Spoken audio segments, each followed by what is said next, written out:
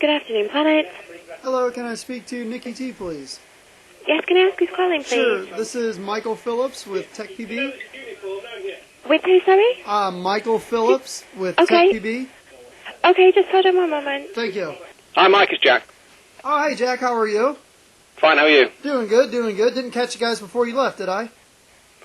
Well, we're about to leave I was planning to leave in 15 minutes, but you just caught us. Okay, well, I won't take up too much of your time. What I planned on doing, and let me know if this is okay, was Okay. I wanted to talk to you guys about the new Geos. I'm already getting emails about it. Yeah. And talk to you folks about the new 09 Ego that's coming out right now. And Okay. and then what I'll do is I'll broadcast a little later on this week when there's more people at home ready to listen. Yeah, okay. Okay. All right. Well, talk to me about the Geo. This gun looks amazing, Jack. It looks Thank you. absolutely gorgeous. I don't even know where to start with this. How long did it take you guys to develop this gun? How long have you been working on it? Okay, well, first of all, we've been working on a spool valve gun since pretty much the same time as we brought out the first Ego, so back in late 2004. Wow.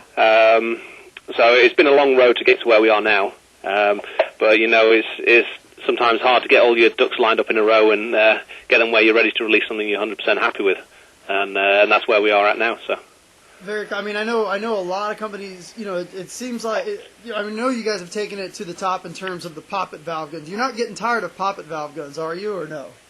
No, not at all. No. Okay, I mean, I think if you have a look at the Ego 9, you'll see that this. I mean, I know there was a lot of speculation that the Ego 9 is just going to be the SLA tar with a bit of new milling and the same internals. But I mean, if you look at the specs of that gun, you'll see we did an incredible amount of work on that gun as well. It's not like we just left the poppet platform all alone and just concentrate on the spool valve. This is a real, a two-pronged attack to make sure all the guys have got, a real choice between a poppet or a spool valve gun. Very cool. I noticed that I'm taking a look at the 09 right now, and I noticed that you folks took kept something along the same lines of the trigger guard, which was what probably the biggest feature that stood out on the Slater was the oversized trigger guard. And I noticed that a lot of people love the way that feels, especially bigger guys like me with big chubby fingers. It felt great in the hands. Yeah, I mean, it's something, it's hard to design something for all markets. Obviously, we're based here in the UK, and we don't have guys over here that are as big as the guys in America, to be perfectly honest. So, it's okay me sitting here and drawing these things up and saying, yeah, that's comfy for me. And then you give it to some 6'9" American behemoth, and he can't get his little pinky in the trigger guard. So we got a lot of feedback from the SLA tar, and we wanted to make sure that we accommodated those big-fingered guys. So the trigger guard isn't quite as big as the Slater trigger guard, but it's a lot bigger than the 08 one and all our previous ones. So I think it's a nice compromise. Very cool. So tell me about some of the changes going from the 2008 to the 2009 Ego. Okay, the two real main changes are there's a completely new solenoid system in there. We completely dispense with all the QEVs inside the gun. Okay. The QEVs is what really generated all the speed for us in the Ego line, and we didn't want to get rid of the QEVs until we had a system that could really match or exceed the performance of the QEV system. Now, working with the guys at MAC Valves over there in the US, they've developed us a bespoke manifold and solenoid assembly that basically, on the 08, the very small QEV block with the two QEVs mounted inside inside the little block. That's right, yeah. So that section has been removed now, and in place of that, there's a very small solenoid housing where the actual spool of the solenoid is mounted literally about 3 millimeters away from the rammer. Wow. So the air that comes out of the spool on the solenoid valves and goes directly into the rammer. And that means that when the exhaust air comes out of the rammer, which is what helps generate the real speed, it's got a very, very short exhaust path from the in and out of the rammer out of the exhaust ports on the solenoid valve. and because it's bespoke, the actual body is it's actually slightly smaller than the old QEV block. So it means that we don't have to make compromises on the packaging inside the gun. So you get that nice slim feeling at the back still because the solenoid's so small inside there. Very nice. Yep. So that's one of the main areas. So getting rid of the QEV blocks, this new bespoke manifold and solenoid assembly actually allows us to cycle the gun even quicker than certainly quicker than the SL8R and the 08, and in fact probably quicker than all previous generations of Ego. So we've actually managed to increase our cycle speed back and forth on the stroke. If that was possible. Yeah. I mean, it surprised us. We honestly didn't expect to see such a difference, but it is quite. I mean, when you're looking at the cycle speeds that we're talking about with these guns, shaving 1 or 2 milliseconds off the cycle time makes a real big difference when you're looking at peak rates of fire. And we're talking about we've probably shaved 7 or 8 milliseconds off the cycle time with this new design. So it doesn't sound a lot when you say 8 milliseconds, but when you knock 8 milliseconds off a cycle time of a gun that's already doing 40 plus cycles a second, it makes a huge difference. Wow. All right. Good news. And now let's talk about the Geo, which everybody's asking me about. Like, I've had it in my hands for 2 months. Like, what do you think about the Geo? I'm like, whoa, I just found out when you found out. So taking on a spool valve gun is awesome. There's so much work to be done in the spool valve market. So I'm just curious, so talk to me about the Geo. The gun looks tiny. It looks just gorgeous. It looks tiny, compact. Yeah. Okay. So if I give you some idea of we've put the specs out there, so people should know what it looks like inside, but and some of the specs on it. Let me give you some kind of idea that it weighs with the standard barrel, with the standard inline regulator and the standard 09 OOP system, all loaded, ready to go. Like how we always weigh our guns. Right. It weighs to the gram exactly the same as an SL8R. Wow. So that's extremely light. That's the thing that's always haunted spool valve guns is how heavy they are. Exactly. Yeah. And that's not necessarily why I've stayed away from, but a lot of other people have stayed away from them just because when you're dealing with the engine and the can and all the assembly, it really starts adding up to a lot of weight. Yeah. So and then going on from there, the second thing that puts a lot of people off is the complexity of the internals and the maintenance requirements of most spool valve guns. Right. So that's where obviously most of the work has gone into, is making a system that is super durable inside and also super easy to maintain. So what we've done is that you've got a toolless entry at the back. You actually get an option. We like to give options, so like we do with the opto trigger and the mag switch, and the spring return and the magnet return on the trigger. We've given the guys the options to either use a hex key to tighten in the ram cap, or they can actually do it toolless, just by hand. Obviously, if you tighten it in with a hex key, you're not going to get it out with your fingers. Right. But the options there, guys can use a hex key, or they can just screw it in by hand and take it out by hand. When you slide that prop shaft out to the back, you just stick your finger into the back and you just pull out the can assembly. There's just one piece can, and inside there is the bolt. Bolt just slides out, and then you've got 3 dynamic O-rings. So these are the 3 O-rings that actually either have a part moving backwards and forwards against them, or the O-ring actually moves themselves inside a cylinder.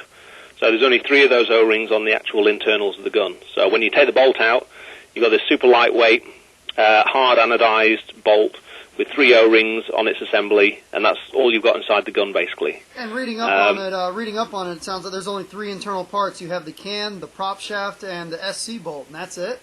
That's right, yeah. Wow. Yeah, that's all that's in there. Those are the guts of what you need to take out to do your maintenance. And if you take it out by hand, then all the other 2 parts just slide out by finger. So you see some of these quick release systems, like the Lux, for example. Say you pop the beer can thing and slide the bolt assembly out, but then once you've got that out, you still have to start unscrewing things and pulling things apart. Right. On this, once you've got it screwed out, everything's already there out, and you've just got these 3 O-rings. They're the only bits you ever need to touch. Very nice. Now, I'm taking a look here on your specifications here, and you're saying low pressure operation between 110 and 135 psi. Now, not to compare it to the Droid. The Droid, everybody was telling me, the gun operates at 100 psi. When I did it on the Super Gun Show, it was more like 140, and that gun was pretty well broken in. Is it right, or are you right here? You're claiming right somewhere between 110 and 135 psi at 300 feet per second. Is that what you found? Yeah. Certainly. What it's averaging out at, I mean, to give you some idea, we had all our European techs over here to visit the week before last, and we took them all down to a local field, and we had a load of guns set up, and we shot a load of guns. We played a few games for like 3 or 4 hours, so the guys could have a look at the guns and see what they perform like on the field, and some of the foibles of the gun, whatever. And I came back and we tested all those guns afterwards. They were all chrono down at the field. At 285 to 290 feet per second for us to play. We came back in and we took all the regs off, and we gauged them all, and they were all between 125 and 130 psi. Every gun was within 5 psi of the other. So wow. Now another thing that's haunted spool valve guns is efficiency. Just ever since the two, between the poppet and the spool valve guns have come out. Obviously the poppet guns have always been a lot more efficient. Where are you finding this in terms of efficiency? Is it about where some of the other guns are on the market, a little bit more? What have you found? Well, I mean, the specs that we're putting up are 1,500 plus shots.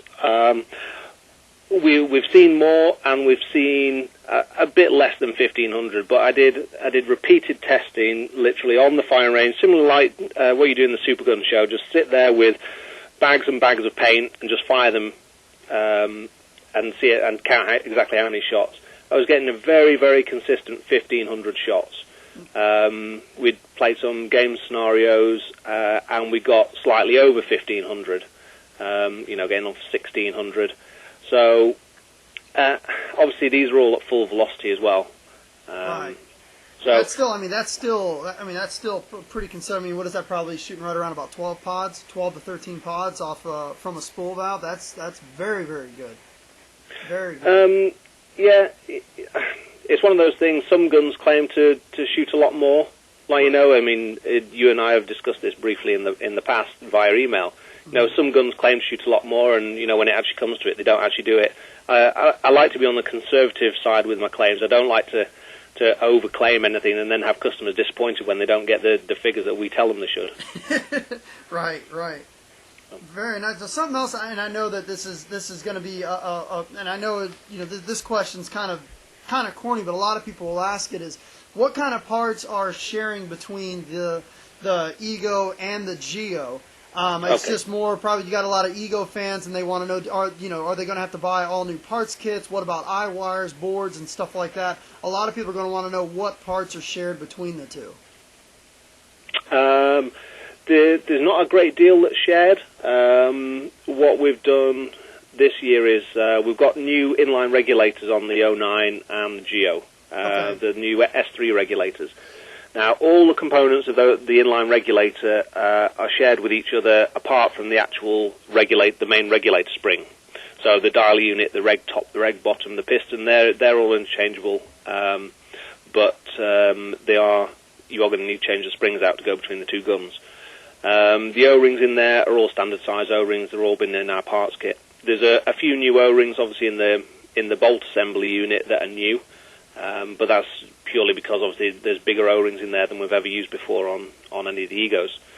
The circuit boards are similar but not interchangeable. Obviously the Geo's got the LCD display and it's got the usual functions that you see on our guns. The grips on the Geo are the same as the Ego 7 and 8. So if you've got the old Ego grips that you want to put onto the Geo, they'll fit. The on-off assemblies on the bottom there, the internals of those are the same. They've just got a new styling on the outside. The barrel, we've got the new shaft 3 barrel, but we're using the same interface. So if you've got any old shaft backs, shaft 1 or shaft 2 shaft 2 rear sections, then you can use that with the new tip and vice versa. The eye looms are the same. We haven't changed the eye looms. We haven't changed the detents.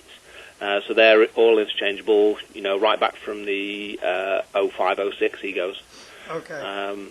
So there's a bit of interchangeability there, but not a huge amount. Okay, good. Good. Well, I think I took you right up to the time of you're about to go home. Well, I appreciate you answering the questions. So thank you very much. No problem at all. I can't wait to get my hands on this gun. I know. Well, obviously, we're going to see you over at Cup in a week and a half or so. Oh, yeah, we'll be there. Yeah, so obviously I'll call over your booth or you come round to us and we'll do a bit of video footage and let the guys at home see what actually goes on inside. And, if we can find a firing range, we can go and shoot them maybe. Sounds good to me. Okay. Sounds good to me. Well, Jack, I really appreciate your time. Thank you very much.